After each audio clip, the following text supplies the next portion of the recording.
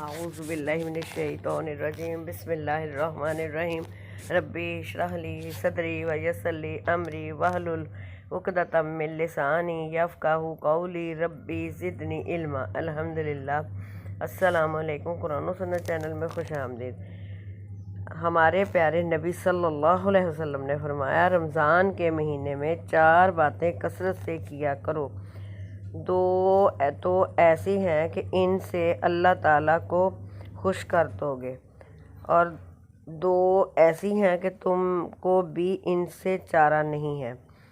2 باتیں جن سے تم اللہ کو خوش کرو گے وہ تو یہ ہیں کہ اس مہینے میں کثرت سے کلمہ شہادت و استغفار پڑھا کرو۔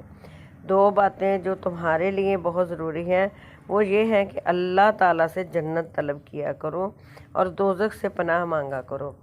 رسول اللہ صلی اللہ علیہ وسلم نے فرمایا، رمضان المبارک میں شب روز یہ دعا کثرت سے پڑھتے رہیں: اشہد ان لا الہ الا اللہ استغفر اللہ اسألک الجنۃ و اعوذ بک من النار۔